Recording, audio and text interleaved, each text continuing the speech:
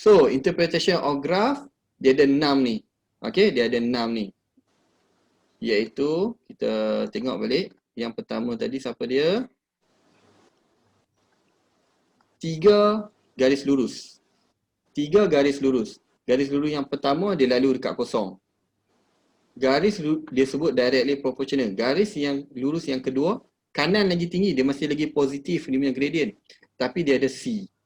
Okay, dia ada C. So, walaupun dia linear, dia tak boleh panggil directly proportional, dia panggil increase linearly. Okay.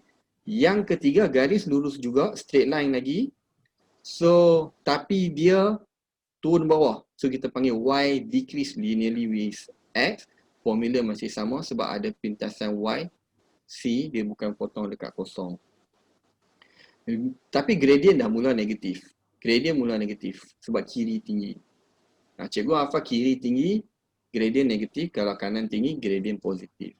Curve graph, kita tengok case di mana gradient decrease dengan gradient increase bagi gradient yang positif. Gradient dulu positif tapi dia boleh decrease, dia boleh increase. Dia akan dapat gambar macam ni. Curve, tapi gradient negatif. Dia boleh decrease gradient dia, dia boleh increase gradient dia, tapi gradient dua-dua negatif. Itu kita dah padam tadi, itu negatif.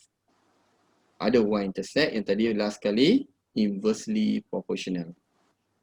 Okay? Ada dalam nota tu cikgu dah list dah. Kita kamu boleh hadam. Okay, cikgu nak tunjuk contoh soalan kat sini. Sekarang kita tengok dah. Tapi yang tadi kena hafal lah. Mungkin kamu kena ambil masa sikit. Kita buat latihan-latihan sambil kamu scan masuk dalam otak sekali. Okay, jom kita tengok apa soalan ni dia tanya. Figure below shows graph obtained from several experiments based on the shape. Daripada tengok bentuk graf tu saja. Each of the graph determine the relationship between two physical quantity P, paksi Y dia P, Q adalah paksi X dia. Macam mana kita nak tulis yang relation tu? Kalau A kita akan sebut macam mana? P bla bla Y. P bla bla Q kita akan sebut apa? Yang untuk A ni. Increase linearly. Decrease linearly. Decrease linearly, betul. Nabil, setuju Nabil? Setuju. Decrease linearly. Okay, P decrease linearly with Q. Bila kita tengok kita tahu. Okay, graf B pula. Apa hubungan P bla bla Q?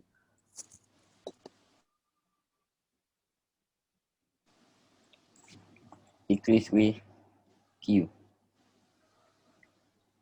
Decrease with Q saja kan? Dia tak boleh sebut linear. P decrease with.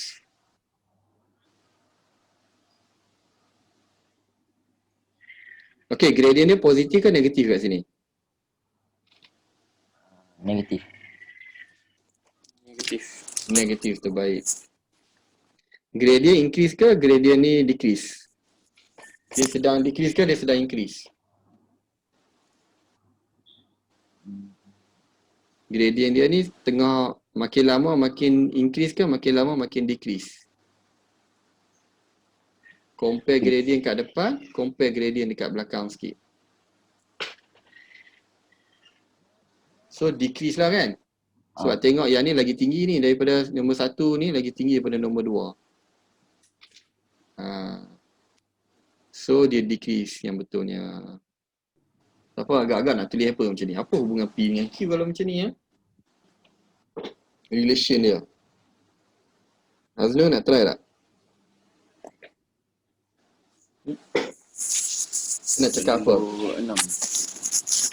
P kita nak sebut apa? P. Nak dia sebab dia straight line kan cikgu kan? So bila straight line, kecurunan tak ada. Betul. So kita nak sebut apa tu hubungan tu? So P is a straight line. P, kita nak kena sebut dengan Q. Dia hubungan dengan Q tu.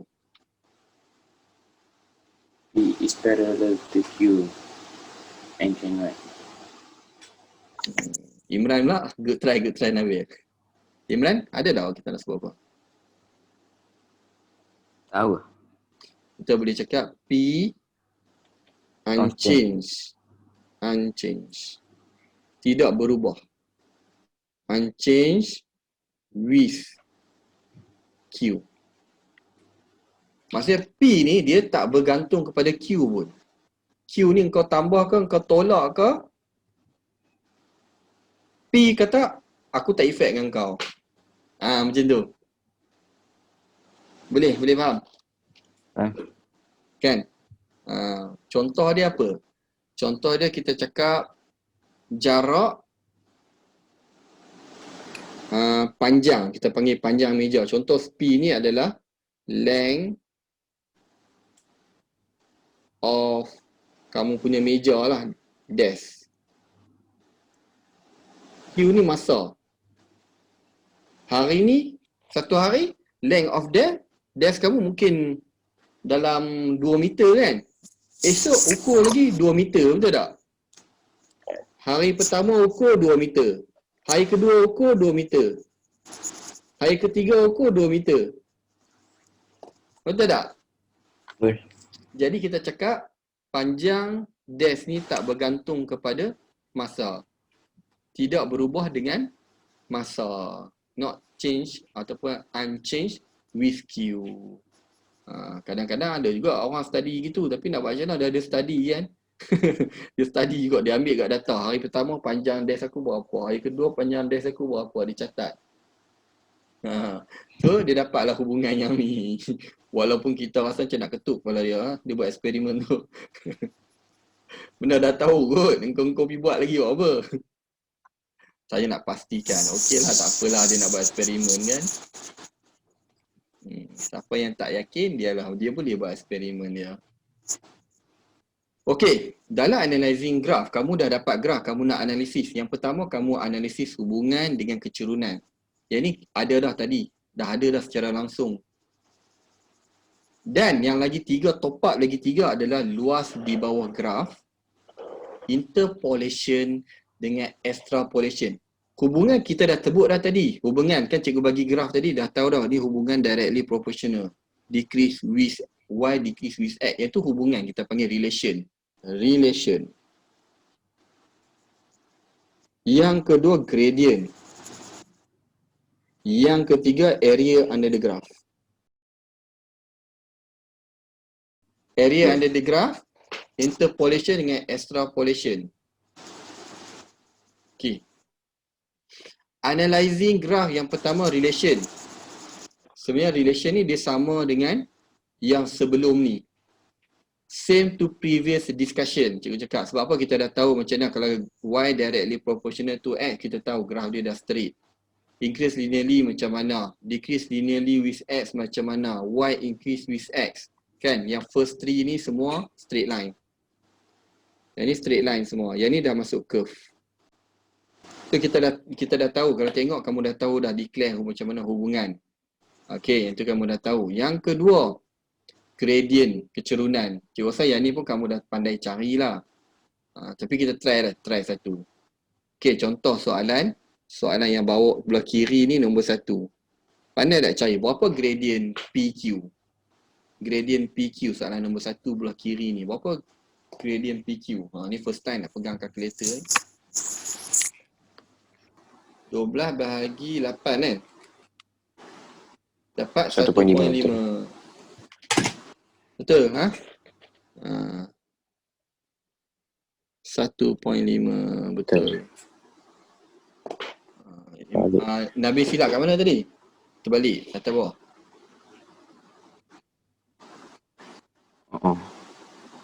Okey, Imran betul 1.5 tadi ya.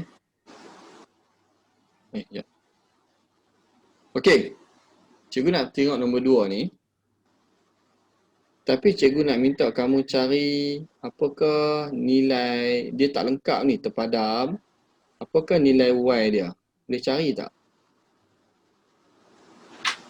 Dia perlukan gradient untuk cari nilai y dia. Okay, jadi cikgu, kita ada 3 titik kat sini lah. A, B dengan C. So kita ambil A dengan B lah, senang. Sebab dua-dua ada nilai. Daripada sini kita dapat gradient. So M kalau kita kira 6 tolak 3 bahagi dengan 6 tolak 0, kita akan dapat gradient 0.5 ataupun 1/2. Guna gradient yang sama. Sebab apa? A dengan C, A dengan B masih pada garis yang sama. Basically, diorang akan mempunyai gradient yang sama. So, gradient tu cikgu ambil sekali lagi. Cikgu buat titik A dengan C. Contoh. So, nak cari gradient titik A dengan C, maksudnya cikgu ambil Y. Cikgu tak tahu ni, kita declare Y. So, Y tolak dengan 3 bahagi dengan 10 tolak 0. Sama dengan, dia cakap dah gradient dah ada nilai dah. Gradient dah ada nilai, padahal kita tulis gradient adalah 0.5. So pindah ke sana, 0.5 darab 10 jadi 5 sama dengan Y tolak 3. So Y sama dengan 8. Y sama dengan 8. Ataupun ada satu lagi jalan, kita boleh tulis Y sama dengan MX plus C. Y sama dengan MX plus C, kita tahu bahawa kecerunan dia 0.5 X. Kita tahu dah C dia 3 sebab dia pintah dekat 3. So sebenarnya kita dah dapat persamaan garis lurus tu. Equation of the straight line dah ada. Jadi nak cari dekat titik C tu, dia punya koordinat 10 dengan Y. So kita gantilah 10 tu dekat X. Y tu dalam Y juga. Maka kita akan dapat Y sama dengan 0.5 ganti koordinat C, maka juga akan dapat 8. So ada banyak cara. 2 cara cikgu tunjuk kat sini. Imran guna cara apa tadi? Yang formula. Formula Straight line. Formula of straight line. Nabil? Ni, Y equals to MX plus C. Alright, so kamu lebih prefer guna equation. Right.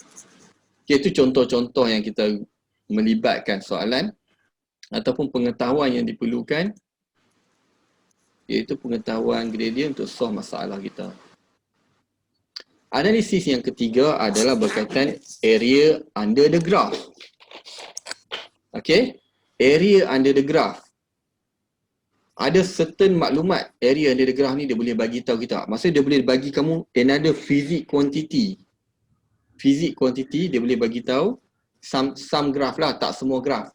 Certain graph, area under the graph dia boleh memberi maklumat. Okay. Yang pertama ni adalah distance versus time. Cikgu rasa kamu dah jumpa ni, distance versus time kan? Ke belum ni ya? Dah kot cikgu rasa kan? Analisis graph ni. Dalam matematik. Distance versus time pula. Velocity. Distance versus time dia tak ada. Dia velocity. Simbol V dia per meter. Meter second minus 1. Unit kena jaga. Fizik unit salah akan salah. Walaupun nilai betul. Tu bahaya fizik ni. Okey, kalau kita nak cari area under the graph kat mana? Area under the graph bawah graph tu. Dekat sini. Boleh faham? Dekat sini area ni. Dapat? So, sometimes kita kena pakai segitiga. Sometimes kita kena pakai trapezium. Sometimes kita kena pakai luas untuk segi empat. Bergantung kepada luas yang kamu nak kira ni. So, kalau tengok sini, berapakah keluasan kawasan bawah tu? Yang kita kira. So, maksudnya sini bawah dia 2. Panjang sini 2. Tinggi dia 15. Jadi, maksudnya kawasan yang pertama dengan kawasan cikgu suka pisah. So, cikgu asing dulu baru cikgu tambah. Jadi 1/2 darab dengan 2 darab dengan 15 akan dapat 15 juga. So 15 meter. Yang kedua, trapezium ni. Trapezium punya kawasan 1/2 darab tiang yang seorang pendek, seorang panjang. 15 dengan 20. 15 and 20 times dengan dia punya width ataupun lebar dia. Jangan ambil 5 sebab 5 tu dia start daripada 2. Maka 5 tolak 2, 3 sahaja. Okay, tekan calculator apa-apanya. 35 darab 3 bahagi dengan 2. 52.5, 52.5. Sama tak? Sama tak Imran dengan Nabil? And then kita tambah pula dengan 15. Baru total up dia jadi 67. 57.5 meter. Sebenarnya kita dapat area. Sebenarnya area under the graph ni dia bagi tahu suatu kuantiti fizik iaitu distance travel. So cuba kira kat situ. Ada segitiga, ada tak pakai trapezium boleh, nak pakai segitiga tambah 4 segi, tambah segitiga pun boleh. 280. Imran? Sama-sama. Sama, terbaik. Betul lah. Guna trapezium ke guna segitiga, 4 segi, segitiga? 4 segi, segitiga, segitiga. Okey. Nah, tak confident guna trapezium lah, Nabil? Trapezium lagi senang. Trapezium, kalau ambil trapezium, dia ambil dua sisi yang seorang panjang, seorang pendek. 1/2 darab dengan 10 tambah 25 darab dengan tinggi dia 16. Kalau tidak pakai segitiga kena tambah 1 tambah 2 tambah dengan 3. So 1 adalah 1/2 darab dengan 10 darab dengan 16. Kalau 2 10 darab dengan tinggi dia 16. 3 kamu akan ambil 5 1/2 darab dengan 5 darab 16. Betul lah? Betul Nabil lah? Nabil pakai yang 1, 2, 3 ni kan? Alright. Kita tambah dapatlah 280 juga. Okay, itu kaedah macam mana kita nak cari area under the graph. Gradient dah, area under the graph pun dah. Okay. Yang seterusnya dia panggil interpolation ataupun interpolasi. Interpolasi ni kalau kamu diberi X, kamu nak cari Y dia. Kalau kamu diberi Y, dia nak cari X dia. Contoh yang pertama, dia suruh cari nilai X. Find the value of X. Maksudnya X yang tak tahulah. Tapi dia bagi Y sama dengan 6. Maksudnya kamu ambil 6, Y tu sama dengan 6. Kamu tengok kat graf kamu. Kamu pergi dot, kamu buat direction kamu. Bila kena graf, kamu turun. So kamu dapat nilai X kamu. Itu kita panggil interpolation. Maksudnya kita mencari satu lagi titik. Find the value of Y when X equal to 2. Let's say X equal to 2 yang ni lah. Kamu pun pergi dot, kena graf, pergi dot ke Y. So dapatlah Y. Dia boleh Y ke X, X ke Y boleh lah, tak kisah. Ini kita panggil interpolation. Kena tengok graf, bukan kira kena tengok graf. Interpolation adalah proses kaedah kamu tengok graf, macam mana nak dapat nilai. Contoh dapat graf ni kan. Kita dapat diberi graf ni, dia tanya find the value of X. Find the value of X. X yang tak tahu when Y equal to 5. Apa yang kamu kena buat adalah kamu kena ambil pembaris, kamu panjangkan dekat Y sama dengan 5. Contoh Y sama dengan 5 kat sini kan. Y sama dengan 5 kat sini. Kamu ambil, kamu buat satu garis lurus, straight line. Ambil pembaris lah, cikgu tangan ni pakai ni lah. Jangan ikut cikgu. Cikgu tak ada pembaris kat sini. So kamu tengok kat mana kena. Contoh kena kat sini lah graf tu. Here, kena dekat situ. So bila kena kat situ, kamu turun bawah. So kamu jangka X dia dekat sini lah. So dia dalam negatif 5 lah. So jawapan dia X sama dengan negatif 5. Boleh? Maksudnya benda ni adalah kerja buat kamu mesti guna graf. Dia bukan kerja buat kamu kena calculate. Find the value of y when x equal to negative 4. So y sama dengan negative 4. Oh, negative 4 tak boleh lah, kecil sangat kan. Kita tukar nilai. Okay, sorry. Negative 4 kat sini. Cuba pakai warna hijau. So negative 4 kat sini ya. So x kamu negative 4. Kamu nak naik atas tak ada, tak kena graf. So kamu kena turun bawah. Oh. Put kena kat situ. Dah kena kat situ, kamu pantulkan dia, baru gerak ke y. So dapatlah negative 40. Negative 40. Negative 40. Macam tu je. Macam tu je. Interpolation. Macam tu je. Interpolation. Memang So dia kalau exam nanti dia soalan akan bagi graf macam ni lah. So kita kena so nanti soalan bagi graf macam ni kita yang kena kasih beritahu mana-mana. Tapi kamu kena buat garis dot-dot ni ya. Garis Okay. hijau ni kena tunjuklah masa jalan kaedah kerja kamu tu dia ada markah. Hijau ni sebenarnya kena buat dot-dot ni. So kamu kena buat dot-dot atas kertas graf tu, kena buat garis dulu, dot dapat negatif 40. Kalau kamu tulis negatif 40, lepas tu dia tengok graf kamu, kertas graf yang dia bagi kat kamu, kemudian kamu kena hantar, dia tengok kosong. Tak ada garis dot-dot ni, maka tiada markah bagi kamu. Maksudnya dia tak tahu kamu macam mana dapat. Skill mana kamu pakai. Actually kamu tahu skill tu ada skill interpolation. Saya tengok, saya tarik, saya pergi ke Y. Tapi disebabkan tak ada bukti, dia assume kamu tak tahu dapat menghintarnya. Okay? So dot-dot tu kena tinggalkan hasil kerja kamu ni. Biasanya. Boleh Imran? Okay, terbaik. Apa lagi dia boleh tanya kalau kita nak buat dot. Dia boleh tanya X intersect lah. X intersect boleh. Intersect biasa jumpa terus lah. Okay. Itu skill yang pertama. Dia panggil skill yang keempat. Dia panggil interpolation. Ada satu lagi dia panggil extrapolation. Extrapolation adalah proses di mana kamu punya data ni perlu dipanjangkan. Mengikut jangkaan kamu lah. Ikut jangkaan kita. Contoh kita ada satu data. Kamu ada data kamu 2 hingga 6 saja.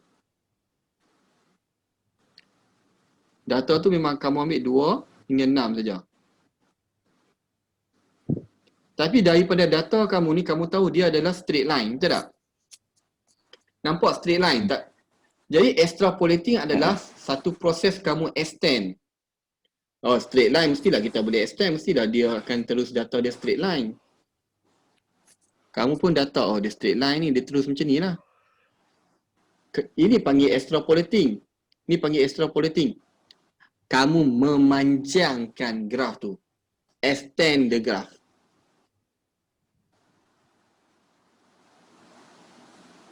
You punya kerja extending. Kamu buat garis merah naik atas tu, extending tu, itulah kerja panggil extrapolating.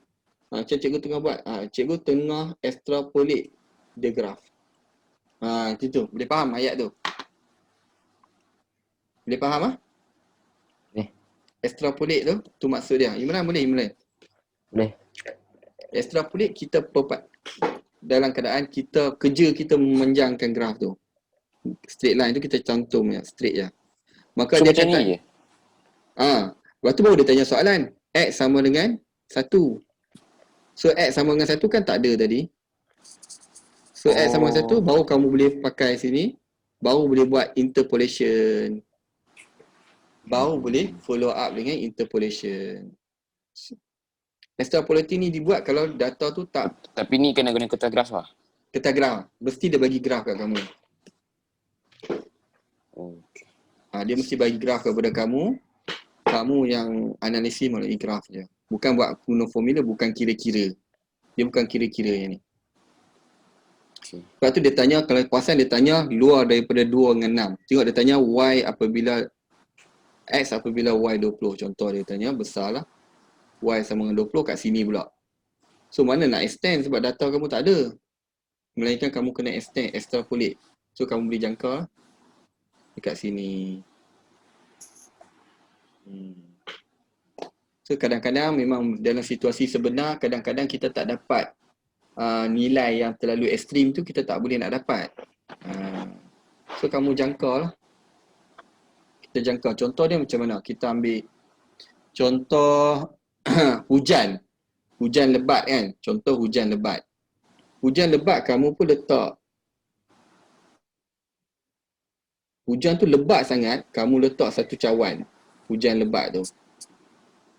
So hujan tu hanya last 15 minit saja contoh. Setiap 5 minit kamu ambil berapa dia punya volume dia. Kan? 5 minit kamu ambil volume dia. Volume dia kamu tengok, oh yang ni dia naik. Kita ambil tinggi lah. Tinggi senang nak ambil data tinggi. Kita ambil ketinggian dia. Ketinggian dia naik 2 cm. 5 minit kemudian Nabil ambil lagi 10 minit. Oh tengok dah jadi 4 meter. Tunggu 15 minit, dia dah jadi 6 cm. Jadi tiba-tiba hujan dah berhenti. Hujan dah berhenti. Jadi kamu pun data tak cukup lah. Kamu pun buatlah graf. Buat graf tak cukup lah. Sini 5, sini 10, sini 15. Lepas tu cikgu tanya, agak-agak lah Nabil, kalau hujan ni berterusan selama setengah jam, berapa dia punya tinggi air ni? So Nabil kena buat extrapolating, betul tak? Betul tak? Sebab cikgu tanya 30. Eksperimen mana boleh ambil lah, bukan boleh ulang lah hujan tu. So apa yang kita boleh buat adalah kita extrapolate lah. Extrapolate sampai 30. Kita pergi kat situ, dapati nilai dia berapa? Kalau 30 dia naik 6, 8, 10, 12 lah kot lah. Kita jangka dia 12. Boleh faham? Macam mana biasa kita guna extrapolate tu masa bila? Boleh Imran? Boleh lah. Biasanya bila kita tak dapat data yang lebih menjangkui, maksudnya kita adalah limitasi kita. Dia boleh cari y-intercept dengan x-intercept juga. Dia boleh tanya. Sebab tadi kita extend sampai ke bawah ni. Maksudnya kita boleh dapat juga y-intercept, kita boleh dapat juga x-intercept. Kita boleh dapat juga. Okey, contoh cikgu bagi satu. Tu dia extrapolate. Ini contoh dia.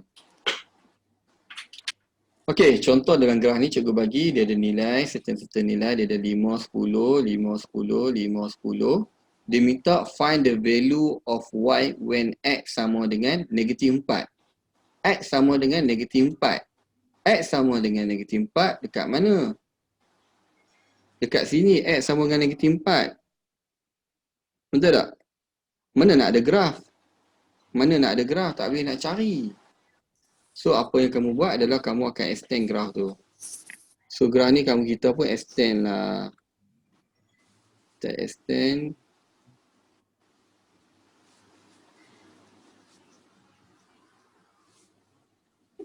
Contoh kita extend gitu. Alright. Rupanya dekat negatif 4, y sama dengan kosong. Y sama dengan kosong. Dengan extend tu baru kita dapat. Okey, betul dia tanya y sama dengan 10 berapa? Y sama dengan 10 ada situ. So kita guna interpolation saja. Guna interpolation. So dia dah kenal kat situ. So kita assume yang dekat je lah. Kita assume yang dekat. Maka jawapan dia adalah 6. So x sama dengan 6. So nombor yang y sama dengan 10 adalah proses interpolation. Y-intercept berapa? Y-intercept. Y-intercept kita tengok dia potong kat sini. Assume kat sinilah yang dekat. So jawapan dia 3. X-intercept dia potong dekat negatif 4. So negatif 4. Siap.